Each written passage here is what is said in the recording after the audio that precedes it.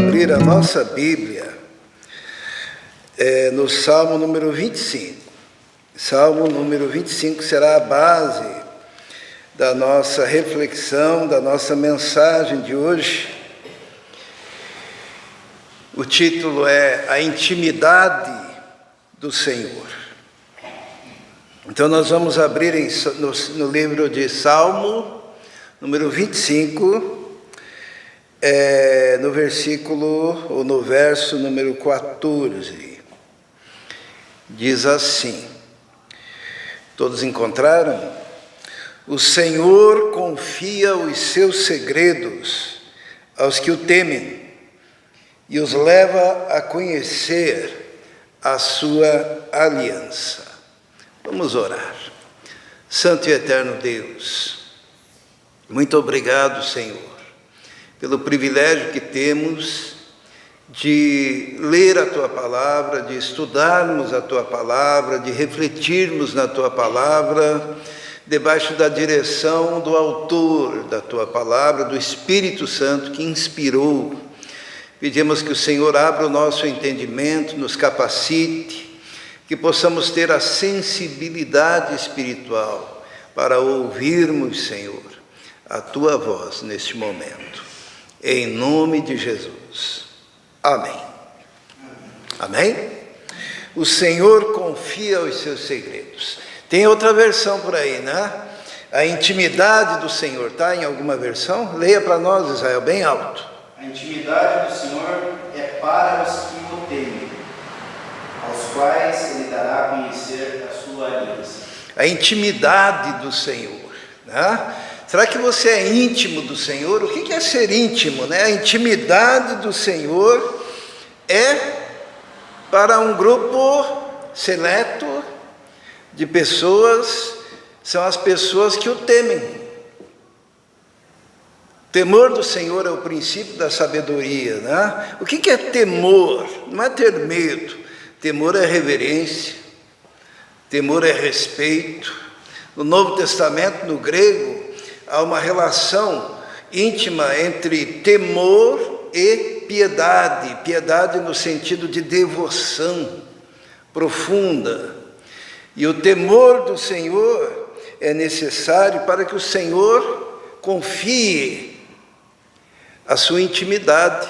Nós mesmos, nós não temos o hábito de abrir a nossa intimidade para qualquer pessoa, né? E o Senhor também não abre a sua intimidade, o seu coração, a sua mente, a profundidade do seu ser para qualquer pessoa, mas para aqueles que o temem, para aqueles que o temem. E Ele dá ainda um presente profundo. E aí a gente vê por que tem gente que não entende a aliança do Senhor, né? Porque diz assim que a intimidade do Senhor é para aqueles que o temem e os leva a conhecer a sua aliança.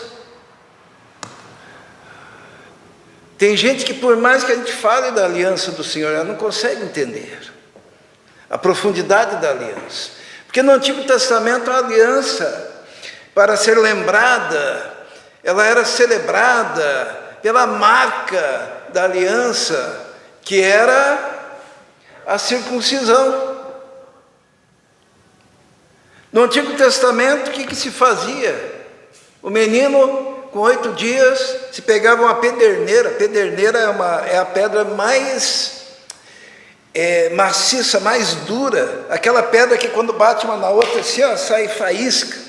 Então eles faziam daquela pederneira, daquela pedra, uma faca e cortavam o prepúcio, que é a pele do pênis, para que cada vez que o menininho levantasse para ir fazer as suas necessidades, ele olhasse e visse, tem uma aliança, que é a aliança do Velho Testamento, que o apóstolo Paulo diz que é uma aliança na carne, que é uma aliança de pedra, que é uma aliança que produz condenação.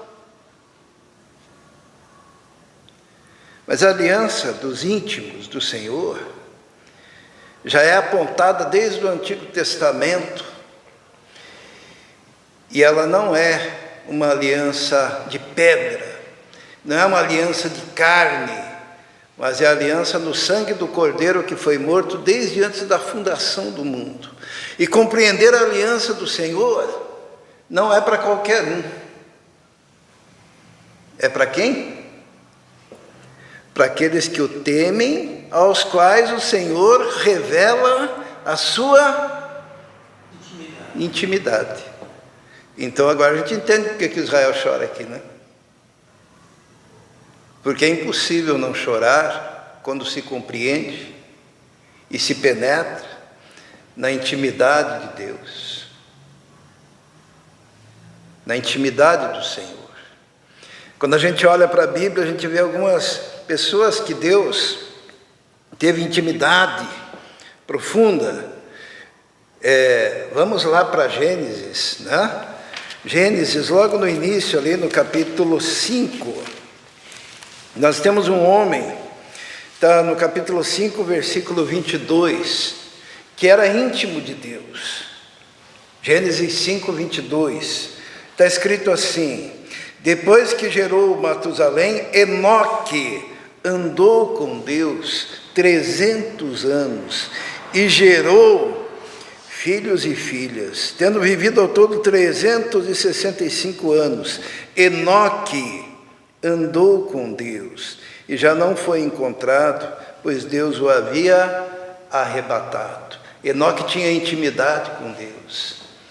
E qual que é a promessa de quem tem intimidade, de quem tem o temor de Deus, de quem anda com Deus? A promessa é que Deus vai revelar a sua intimidade. O que Enoque viu, os irmãos sabem? Enoque que viveu lá, ele viveu antes de Noé e teve a oportunidade de ser arrebatado em vida, porque Deus se agradou dele e disse: você vai ser próximo, vai ser íntimo, eu não vou esperar a sua morte e eu já vou te trazer para junto de mim. Que coisa! E Deus revela então para ele, ele tem a oportunidade de ver a volta de Jesus. Já pararam para pensar?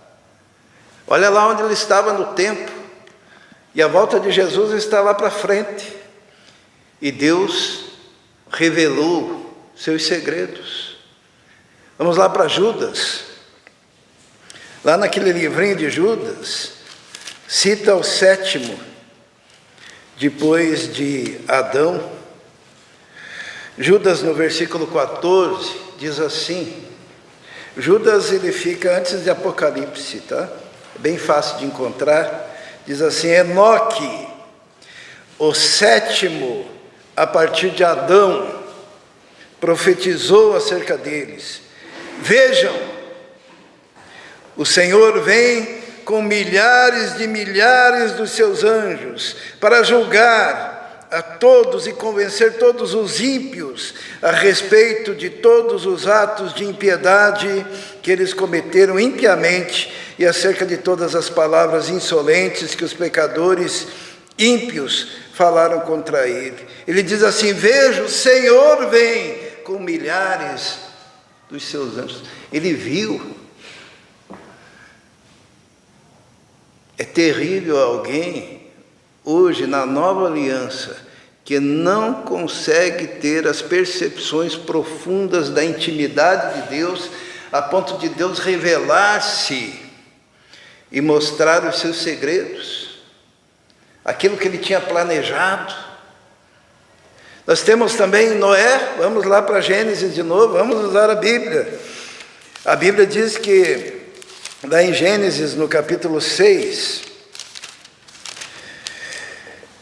que a terra tinha se corrompido, mas no versículo 8 diz assim, do capítulo 6 de Gênesis: a Noé, porém, o Senhor mostrou benevolência. Essa é a história da família de Noé. Noé era homem justo, íntegro, entre o povo da sua época, e ele andava com Deus. Enoque andou com Deus, e Deus para si o tomou. Noé andava com Deus e Deus o chama para quê? Para que ele desse continuidade ao projeto de Deus em relação à própria humanidade. E Deus dá uma missão a Noé. Por que Deus revelou o que ele estava intentando fazer? E porque ele olha para Noé e Noé acha graça diante de Deus, e Deus o toma e o elege e o faz pregador da sua época e revela a Noé segredos do seu coração. E quando Noé começa a falar das coisas que Deus revelou, o povo ria. Porque ele construía aquela arca. Ficou 100 anos construindo. Num lugar onde não tinha água, não tinha mar. Acho que o povo zombava dele e dizia: o que você está fazendo aí, Noé? Construindo esse barco? Depois que você terminar esse barco gigantesco, como que você vai transportar esse barco até o mar?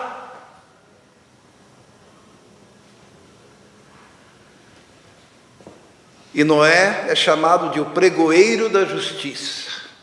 E ele pregava, ele anunciava, ele se mantinha fiel. No final ele conseguiu algo tremendo. Ele conseguiu salvar quem? Aquele povo? Não. Ele salvou a família dele. Se você não conseguir nada na vida, mas você conseguir salvar a sua família da condenação eterna do inferno, a tua missão foi cumprida. Foi o que ele conseguiu. Além de tornar-se um testemunho até os dias de hoje. Quando Jesus vai falar sobre o final dos tempos, ele diz: olha como foi nos dias de Noé, assim será. O povo casando e dando-se em casamento, negociando, mas não se importando com a pregação da palavra. Deus revela a sua intimidade. Vamos ver mais um que Deus revelou a sua intimidade, que foi Abraão. Vamos lá em Tiago. Tiago, no capítulo 2, no versículo 23, Tiago 2, 23 diz assim: cumpriu-se assim a escritura que diz: Abraão creu em Deus, e isso lhe foi creditado como justiça, e ele foi chamado amigo de Deus.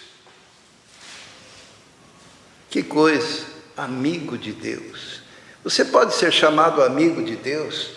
Amigo é a pessoa íntima, amigo é a pessoa próxima, amigo é aquele que abre o coração, se manifesta, revela segredos.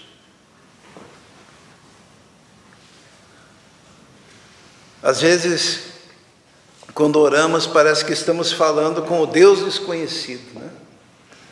Lá do livro de Atos, quando Paulo chega na cidade de Atenas e vê um monte de imagens e ídolos para todo lado, e lá tem um altar ao Deus desconhecido. Parece que nós temos um Deus desconhecido ao qual nós cultuamos, mas não temos intimidade, por isso ele é desconhecido. Não temos intimidade, por isso ele não revela seus segredos. Não temos intimidade, por isso não sabemos nem o que dizer. E muitas vezes quando oramos, não permitimos que ele fale, e Deus fala, porque os únicos deuses que não falam são os deuses mudos das nações. Os deuses de pedra, de barro, esses não falam.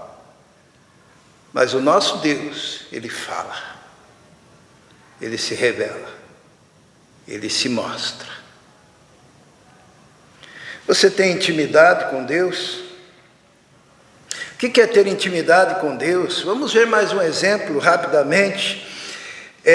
Vamos abrir em 1º livro dos Reis 19. 1º livro dos Reis. Nós temos mais um, que é o profeta Elias, e ele é o nosso assunto de hoje. Elias, ele estava deprimido, ele tinha morto os profetas de Baal, e logo depois que os profetas de Baal haviam sido derrotados, no capítulo 19 diz assim, segundo 1º livro dos Reis, capítulo 19, podem abrir, diz assim: ora, Acabe contou a Jezabel tudo que Elias tinha feito e como havia matado todos os profetas à espada. Por isso Jezabel mandou uma mensagem a Elias para dizer-lhe: que os deuses me castiguem com todo rigor, se amanhã, nesta hora, eu não fizer com a sua vida o que você fez com a deles. Isto é, Jezabel prometeu matar Elias e mandou um mensageiro para avisar.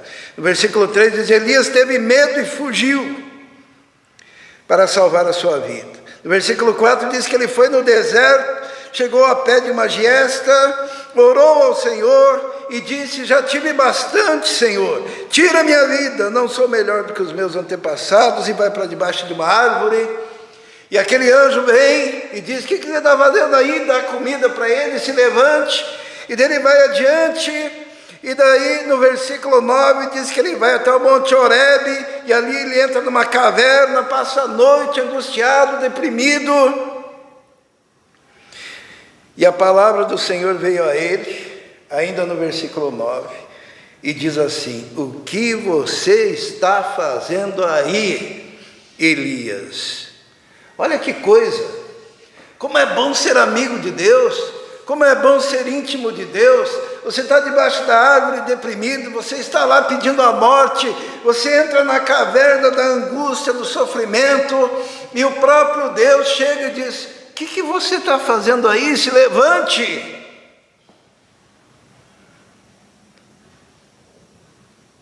Isso é coisa de amigo, de intimidade, de relacionamento. E o profeta abre o coração, diz ali no final do versículo 10: sou o único que sobrou, e agora também estão procurando matar-me. Sou o único que sobrou, ele diz de novo lá no versículo 14. Até que Deus diz para ele: é o seguinte, se levanta, sai daí, porque eu tenho trabalho para você. E Deus deu 3 trabalhos para ele. Sabia que quando a gente está deprimido, angustiado, lá, querendo morrer, não querendo saber de nada, o que está faltando é trabalho, né? Deus disse assim: ó, sai da caverna, sai desse lugar de angústia, de sofrimento, de dor, de depressão, que eu tenho trabalho para você. Qual que era o trabalho? Está no versículo 15. O Senhor lhe disse: volte pelo caminho por onde veio. Estava fugindo de Jezabel, volte. Vá para o deserto de Damasco. Chegando lá, unja Azael como rei da Síria, unja também Jeú, filho de Ninzi, como rei de Israel, e unja Eliseu, filho de Zafate, de Abel-Meloá, para suceder você como profeta. Tenho trabalho para você. Quando você é íntimo de Deus, Deus abre o coração e diz: olha, eu não quero você deprimido, eu não quero você debaixo da árvore, eu não quero você dentro da caverna, tenho trabalho para você. Se levante, volte lá para o lugar do teu medo e comece a trabalhar e vá, unja o rei da Síria, o rei de Israel, e unja o profeta que vai ficar no teu lugar. E tem mais uma coisa, você pensa que está sozinho? Versículo 13. No entanto, fiz sobrar 7.000 em Israel, todos aqueles cujos joelhos não se dobraram perante Baal, e todos aqueles cujas bocas não o beijaram. Você não está sozinho. Tem 7.000 ainda, que estão espalhados como semente, mas você tem que fazer o seu trabalho. Quando você não tem intimidade com Deus, você vai ter que sair da caverna sozinho. E daí? Cultivar intimidade, porque a intimidade do Senhor é para aqueles que o temem. A intimidade do Senhor é para aqueles a quem o Senhor abre o coração e revela a sua aliança.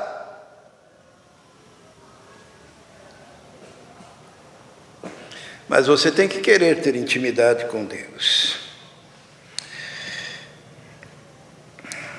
Vamos ver uma pessoa que não era íntima de Deus. Abra sua Bíblia em 2 Reis capítulo 1. Nós encontramos aqui a história de alguém que não era íntimo de Deus. E daí nós vamos ver a característica desse indivíduo. 2 Reis capítulo 1 diz assim: depois da morte de Acabe, Moabe rebelou-se contra Israel. Certo dia Acasias, gravem esse nome, Acasias, caiu da sacada do seu quarto no palácio de Samaria e ficou muito ferido. Então enviou mensageiros para consultar Baal-Zebub, deus de Ecrom, para saber se ele se recuperaria. Mas o anjo do Senhor veio ao tesbita Elias, e ele disse assim: vai encontrar-se com os mensageiros do rei de Samaria, e pergunte a ele: acaso não tem Deus em Israel? Por que vocês vão consultar Baal-Zebub, deus de Ecrom? Por isso assim diz o Senhor: você não se levantará mais dessa cama, e certamente morrerá. E Elias foi embora. Esse rei de Samaria, Acasias, ele não tinha intimidade com Deus, né? Embora ele conhecesse o profeta Elias, ele sabia de tudo que tinha acontecido lá no reino. Quando Elias orou, parou de chover. Elias orou, voltou a chover. Na época do antecessor de Acabe.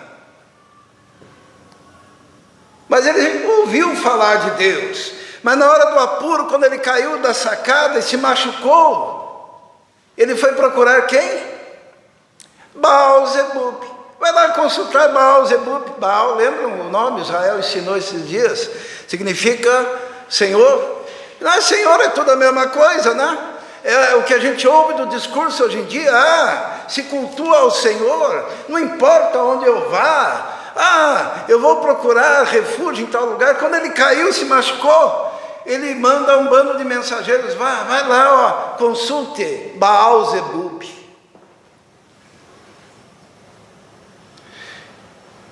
Eu fico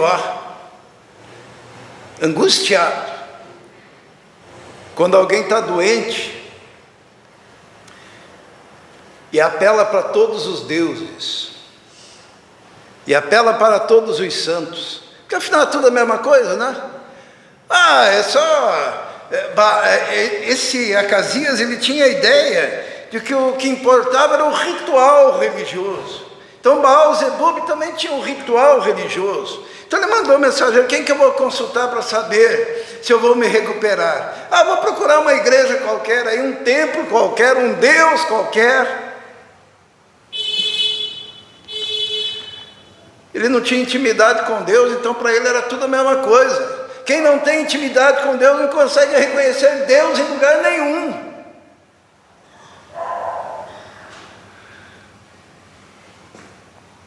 No versículo 5, que Elias chega e diz assim: Deus mandou dizer: por acaso não tem Deus em Israel? Por que estão indo lá? Por causa disso, ele não vai se recuperar. Daí no versículo 5 diz assim: quando os mensageiros voltaram ao rei, ele lhes perguntou: por que vocês voltaram? Eles responderam: um homem veio ao nosso encontro e nos disse: voltem ao rei que os enviou e diga-lhe: assim diz o Senhor, acaso não há Deus em Israel? Por que você mandou consultar Baal-Zebub, deus de Ecrom? Por isso você não se levantará mais dessa cama e certamente morrerá. O rei lhe perguntou: como era esse homem que os encontrou? E lhes disse isso. Eles responderam: ele vestia roupas de pelos e usava um cinto de couro. O rei concluiu: era o tisbita Elias.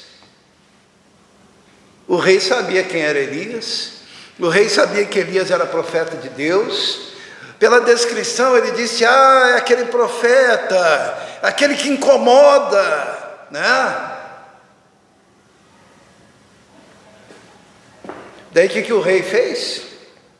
Versículo 9. Em seguida mandou um oficial com 50 soldados procurar Elias. O oficial o encontrou sentado no alto de uma colina. Ele disse: homem de Deus, o rei ordena que desças. Elias respondeu ao oficial: se eu sou homem de Deus, que desça é fogo do céu e consuma você e os seus 50 soldados. E desceu fogo do céu e consumiu o oficial e seus soldados. Quando a pessoa não tem intimidade com Deus, ela também imagina que o profeta de Deus, que o homem de Deus é um serviçal, é um qualquer, porque não reconhece a unção. Quando alguém tem relacionamento com Deus, ele bate o olho e reconhece a unção, reconhece a graça e o poder de Deus, reconhece a manifestação do Espírito ali. Mas se você não tem intimidade com Deus, você diz: ó profeta, desce daí e vem aqui falar comigo, meu.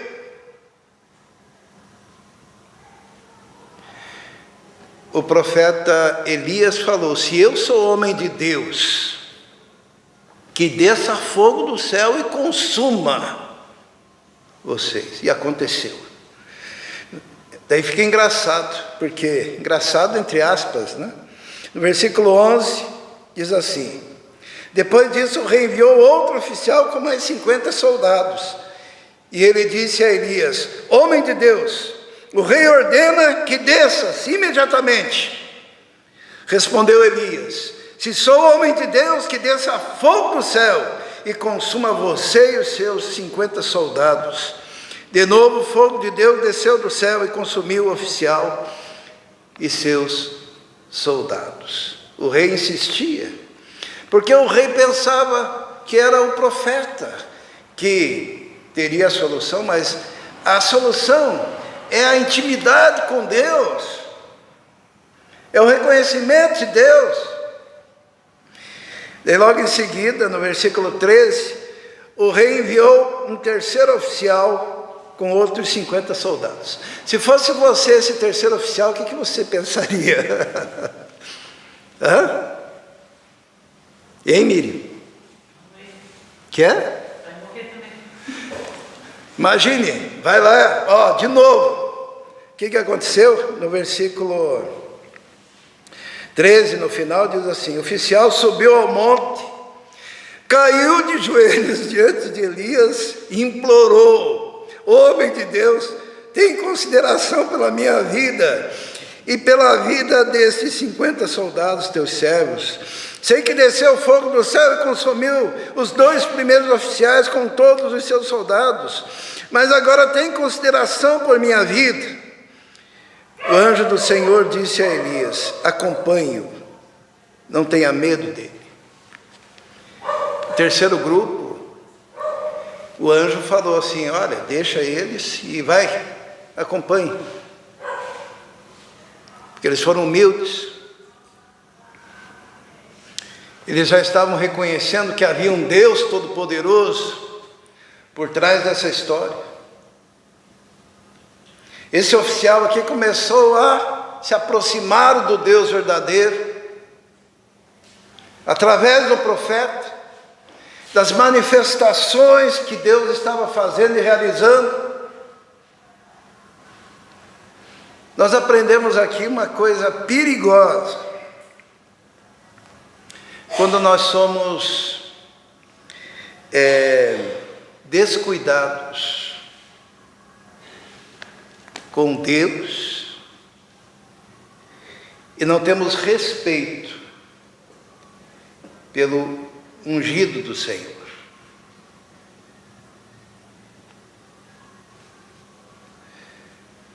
O Elias, quando o rei falou: venha cá e fale comigo, não vou. Esses dias eu ouvi um testemunho não, uma história sobre o Chico Anísio. Todo mundo aqui conhece o Chico Anísio, né? Chico Anísio, ele era um humorista, então ele lia lá o texto que ele tinha que ler, decorava assim em 5 minutos, que ele tinha uma inteligência acima da média, né? E ele chegava para gravar lá na Rede Globo, e daí ele perguntava: tudo certo, tudo certo, tudo certo, pronto para gravar, tudo pronto, tudo pronto. Daí ele gravava o texto dele e dizia: tchau para vocês, tem que ir embora, tchau, tchau, tchau. Daí o cara responsável pela gravação falou assim: eu cometi um erro aqui, deu um problema e não consegui gravar. Daí o Chico Anísio olhou para ele: eu já fiz a minha parte. E quando eu perguntei se estava tudo pronto, você disse que estava. O problema já não é meu. Tchau. Eu estou dentro do carro, daí alguém que estava com ele perguntou: Chico, por que você fez isso? Por que você não quis gravar novamente? Ele olhou para o rapaz e disse: o meu tempo é muito caro e precioso.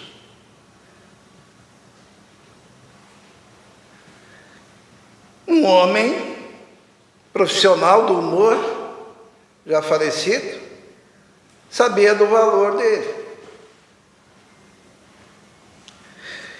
E é de pasmar que muitas vezes, no meio do povo de Deus, nós não reconhecemos o valor dos profetas, daqueles que são ungidos e chamados por Deus. Elias, quando o rei falou: venha, como se fosse um empregado, ele disse: não vou. Se eu sou homem de Deus, que caia fogo do céu e consuma. Mas quando chegou alguém com humildade, o anjo falou: vai com ele. No versículo 15 diz assim: o anjo do Senhor disse a Elias: acompanhe-o, não tenha medo. Então Elias se levantou, desceu com ele e foi falar com o rei.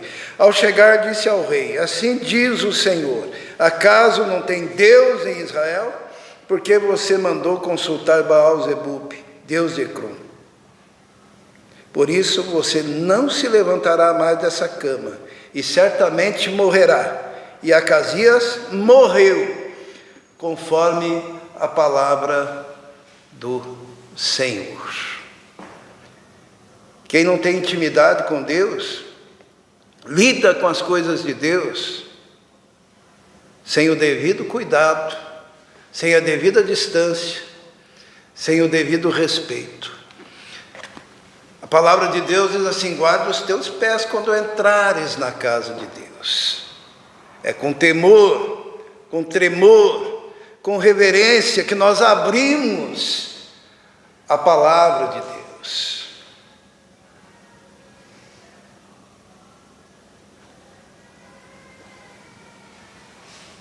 Acasias não era íntimo de Deus.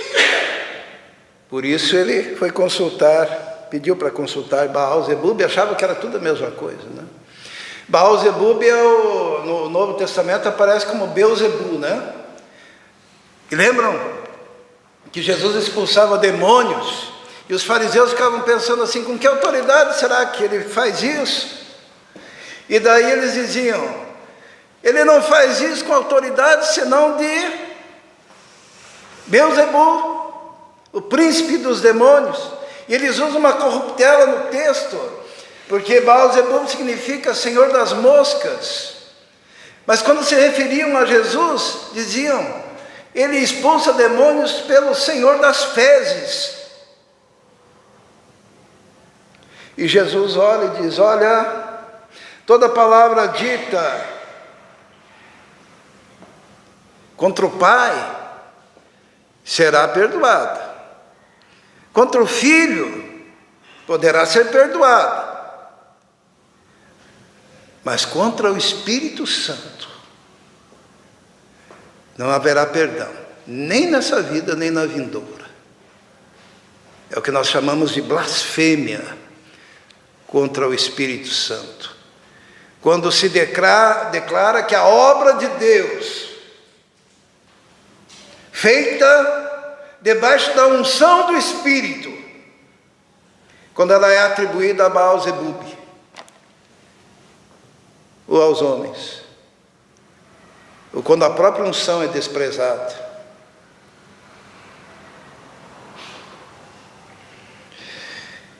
Acasias não era íntimo do Senhor. E a gente reconhece quem não é íntimo do Senhor, porque a pessoa acha que é tudo a mesma coisa. Mas nós temos um exemplo positivo, que está no capítulo 2. É um cara chamado Eliseu. Diz a palavra de Deus. Capítulo 2, vamos ver? Quando o Senhor levou Elias aos céus num redemoinho, aconteceu o seguinte.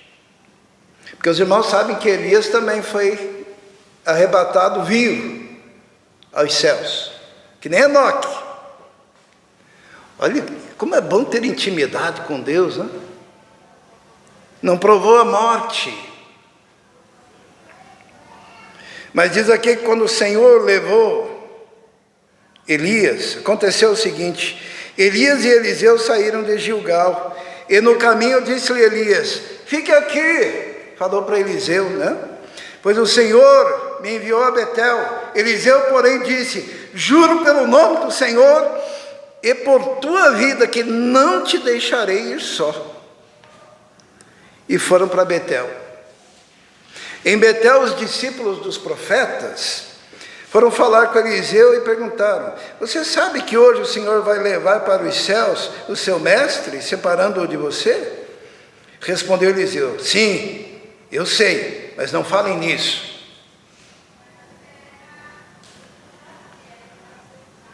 No versículo 4 diz assim: então Elias lhe disse: fique aqui, Eliseu, pois o Senhor me enviou a Jericó. Ele disse: juro pelo nome do Senhor e por tua vida que não te deixarei ir. Desceram então a Jericó. Em Jericó, os discípulos dos profetas foram falar com Eliseu e lhe perguntaram: você sabe o que hoje o Senhor vai levar aos céus o seu mestre, separando-o de você? Respondeu Eliseu: sim, eu sei, mas não falem nisso. Terceira vez, em seguida, Elias lhe disse: fique aqui, pois o Senhor me enviou ao rio Jordão. Ele respondeu: juro pelo nome do Senhor e por tua vida que não te deixarei ir só. Então partiram juntos. 50 discípulos dos profetas os acompanharam e ficaram olhando à distância, quando Elias e Eliseu pararam na margem do Jordão. Eliseu buscava intimidade com o Senhor. E se você quer intimidade com o Senhor, qual foi o método de Eliseu para ter intimidade com o Senhor? Ele não desgrudou de Elias. Elias tinha intimidade com Deus. Ele tinha visto os milagres de Elias. E ele ficava junto. E Elias dizia: fica aqui, ó, em Betel. E o Eliseu dizia: mas de jeito nenhum, você acha que eu vou perder essa de vê-lo na intimidade do Senhor? Já que todos os profetas sabem que o Senhor vai ser levado aos céus. E os discípulos dos profetas só ficavam cochichando: é hoje, né? É hoje. Você sabe que é hoje? Olha, eu sei, mas fica quieto aí na sua. E Eliseu ficava junto. E Eliseu não ficava longe. E Eliseu queria ficar perto. E enquanto ele queria ficar perto, nada acontecia, mas ele insistia, porque ele queria intimidade com Deus. Ele queria conhecer o Deus de Elias. E é esse tipo de gente que Deus quer se revelar. Os irmãos perceberam que tinha escola de profetas em Betel, em Jericó, próximo do Jordão, em diversos lugares, escolas de profetas. O que seria hoje em dia o quê? Seriam os seminários, as instituições de ensino teológico, né? Mas quando estava lá na caverna, deprimido, e Deus falou: olha, saia daí porque eu tenho um trabalho para você. Você vai ter que ungir 2 reis e um profeta. Muito embora houvessem talvez centenas de estudantes nas escolas dos profetas, Deus mandou Elias ungir um lavrador. Por que será? Eliseu não era da escola dos profetas. Eliseu estava lá arando a terra.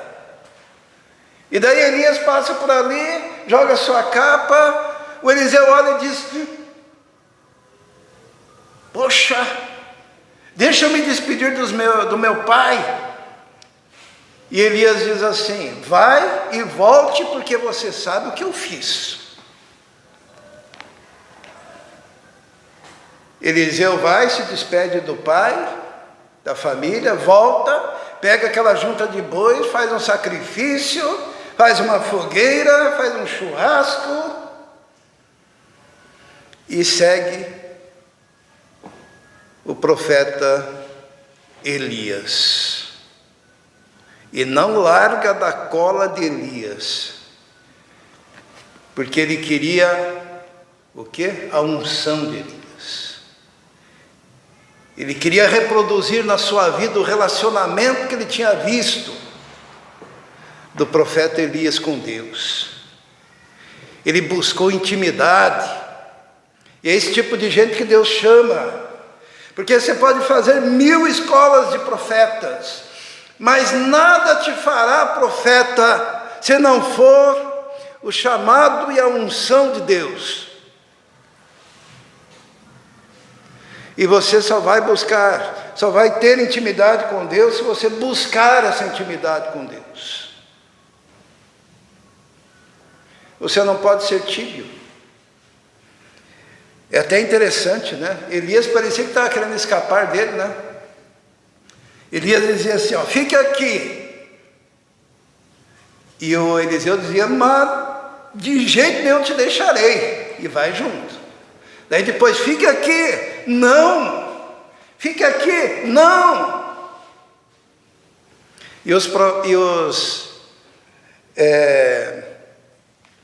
Vamos chamar de seminaristas, né? Os discípulos dos profetas, que eram os estudantes, no versículo 7 diz assim: 50 discípulos dos profetas os acompanharam e ficaram olhando. Como é que diz? A distância. Você quer ter intimidade com Deus, mas quer ficar olhando a distância. Você quer ter intimidade com Deus, mas não quer chegar perto. Eliseu não era assim. Olha o que diz o versículo 8. Diz assim: então Elias tirou o manto, enrolou, e com ele bateu nas águas. As águas se dividiram, e os dois atravessaram em chão seco. De repente, ao atravessar, Elias disse a Eliseu: o que posso fazer em seu favor antes que eu seja levado para longe de você? Olha que oportunidade.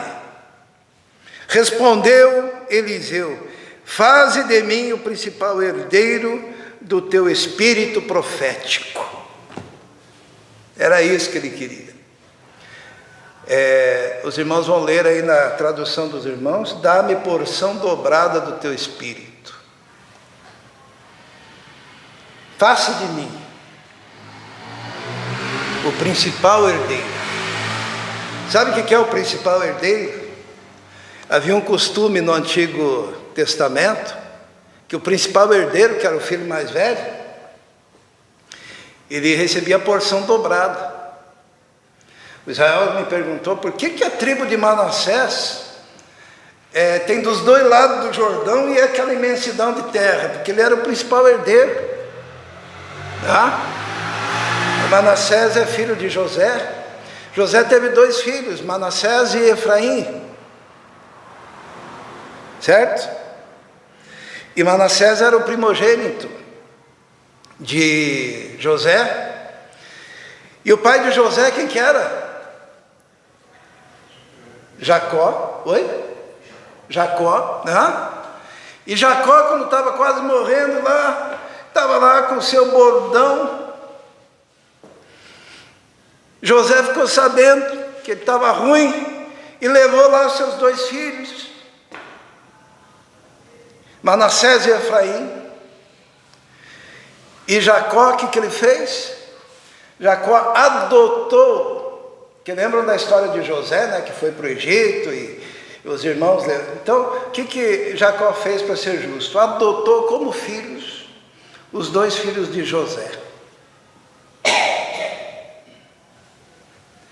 E os abençoou como primogênitos.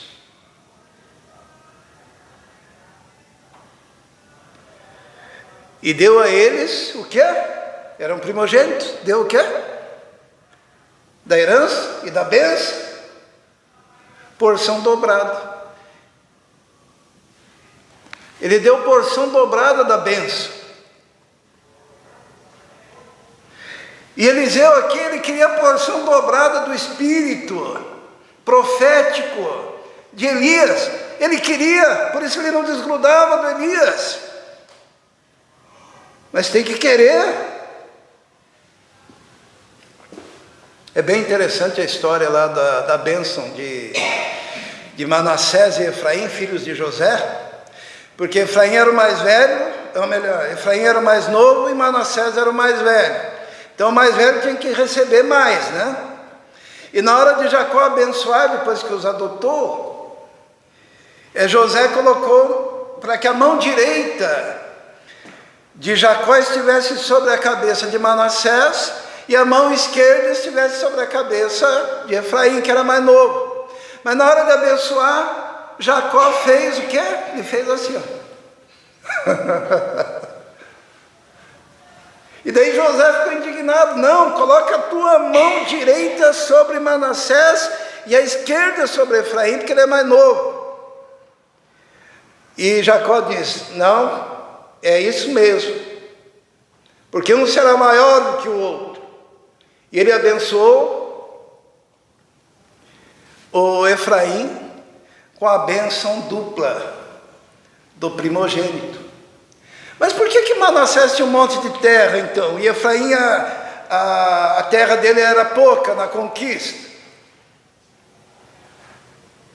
Quando a gente vê a história da descendência de Efraim veio Josué, de Efraim veio o profeta Samuel, de Efraim, toda a história de Efraim mostra que a bênção espiritual do Senhor estava sobre ele. E para Manassés, a bênção territorial. Às vezes a gente valoriza mais a bênção territorial, né? Mas aqui, em 2 Reis, quando o profeta Elias pergunta o que eu posso fazer, ele pediu, olha, eu quero ser o teu principal herdeiro, o herdeiro do teu espírito profético. Ele queria intimidade com Deus. E no versículo 10 diz o quê? Disse Elias, seu pedido é difícil, mas se você me vir, quando eu for separado de você, terá o que pediu. Do contrário, não será atendido. De repente, enquanto caminhavam e conversavam, apareceu um carro de fogo puxado por cavalos de fogo que os separou. Elias foi levado aos céus no redemoinho. Quando viu isso, Eliseu gritou, meu pai, tu eras como os carros de guerra e os cavaleiros de Israel. Quando já não podia mais ver, Eliseu pegou as próprias vestes, rasgou ao meio, depois pegou o manto de Elias, que tinha caído, voltou à margem do Jordão, então bateu nas águas do rio com o manto e perguntou, onde está agora, Senhor, o Deus de Elias? E tendo batido nas águas, elas se dividiram e ele atravessou. Quando os discípulos dos profetas vindos de Jericó viram isso, disseram, o espírito profético de Elias repousa sobre Eliseu. Foi bênção? O que significa receber porção dobrada do espírito de um profeta, da unção de um profeta? Trabalhar dobrado. A gente, Senhor, dá-me porção dobrada, daí Deus manda trabalho, dizendo, Senhor, eu não quero trabalhar. O que você quer? Você quer o glamour de ser chamado profeta? Sofrer dobrado, trabalhar dobrado, caminhar dobrado, estudar dobrado. Todos os milagres de Elias, Eliseu faz praticamente o dobro, seguindo uma mesma lógica de milagres. Porque Elias ali adquiriu uma experiência que trouxe intimidade. E a intimidade do Senhor é para quem? Para quem o teme. A palavra intimidade, se a gente pegar o original, nós começamos no Salmo 25, né? A intimidade do Senhor é para aqueles que o temem. A palavra intimidade ali, ela deu origem a uma palavra em português. Sabe qual a palavra que nós usamos no português e usa-se em outras línguas? A palavra divã. Os irmãos sabem para que serve o divã? Os irmãos sabem? O divã é aquele sofá que deita o paciente quando vai se consultar com o psicanalista. E ali ele abre o coração.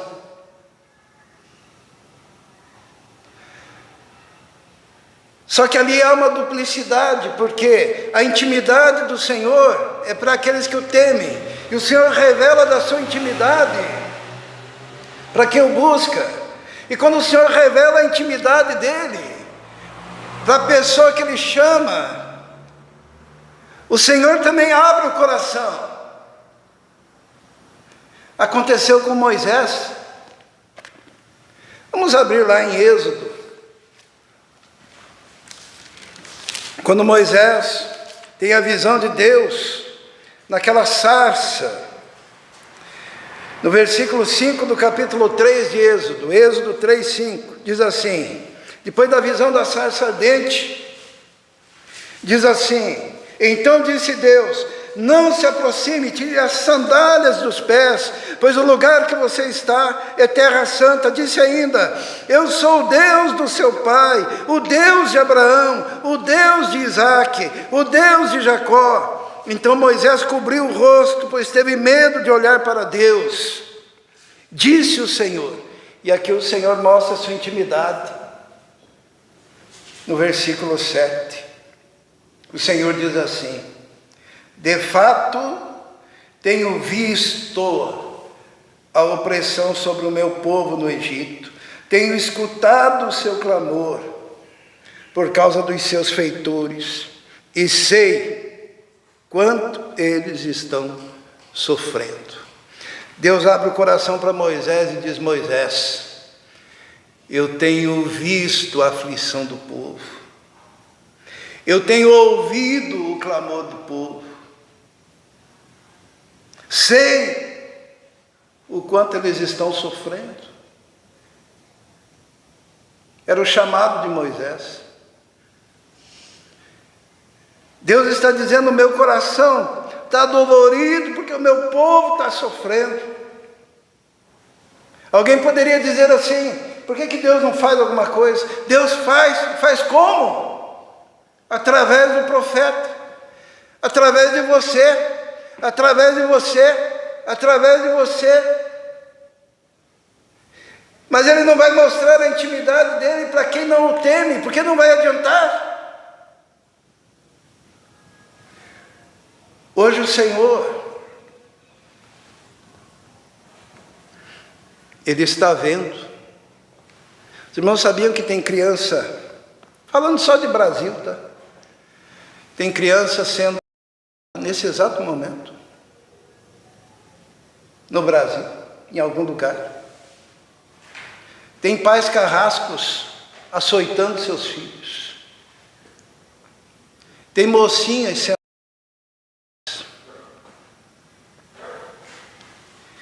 Tem jovens se drogando. Deus está vendo. Deus está ouvindo o clamor, o pedido de socorro. Só que o Senhor escolheu agir na direção dessas pessoas, usando a igreja, usando os seus servos, usando os missionários, usando os pastores. E o Senhor mostra a sua ferida, abre o coração e diz: eu estou ouvindo, eu estou vendo, mas tem que ir alguém até lá.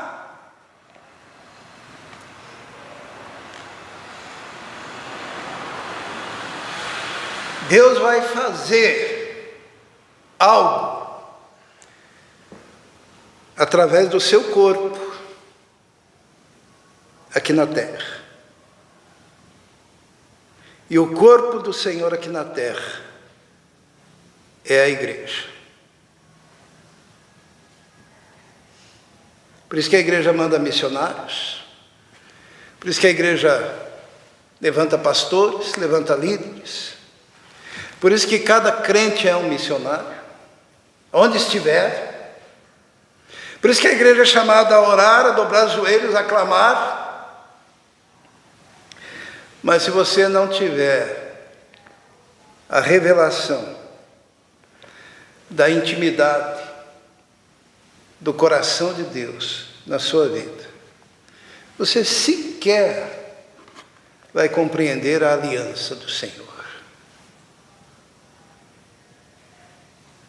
Deus está chamando você para um relacionamento de intimidade. Tal qual o profeta Eliseu fez, buscando incansavelmente, pedindo porção dobrada, capacitação. Assim você também tem que fazer.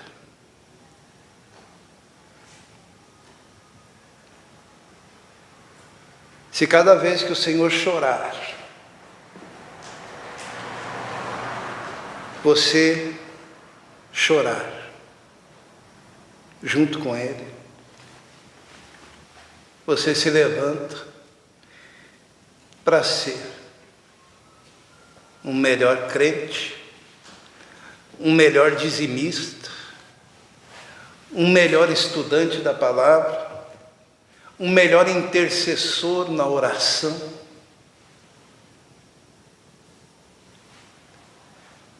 Deus está te chamando para ter um relacionamento de intimidade, que só é possível hoje, na nova aliança, se você permitir que o Senhor Jesus assuma a sua vida e o seu controle da sua vida, dos seus relacionamentos. Dá-me porção dobrada, Senhor, do teu Espírito. Vamos orar. Feche seus olhos.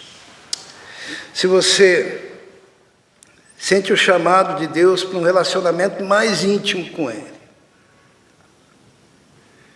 uma busca mais intensa de conhecer o Senhor, levante uma de suas mãos agora. Se Deus está te chamando, dizendo assim: olha, eu quero você mais perto de mim. Amém, amém.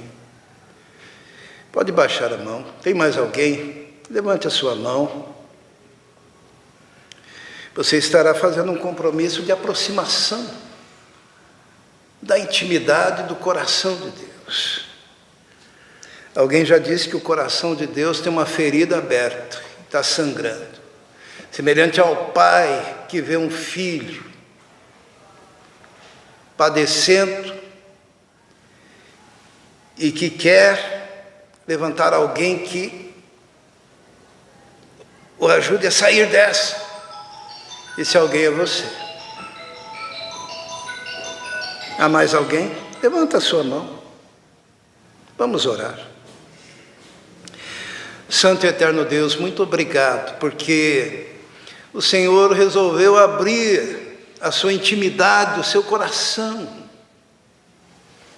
para aqueles que o buscam, que o temem.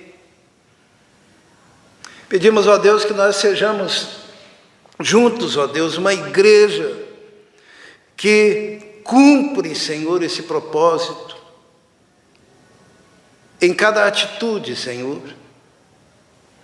Coloca o teu povo nas tuas mãos. Peço a Deus que possamos crescer, ó Deus, em intimidade contigo. Coloca as pessoas que levantaram as suas mãos agora, Senhor. Que o teu Espírito Santo esteja invadindo, Senhor, profundamente esses corações, ungindo e capacitando, ó Deus. Abençoa. Possamos ouvir o teu chamado, a tua voz e cumprirmos, ó Deus, com fidelidade o teu propósito. Em nome de Jesus. Amém.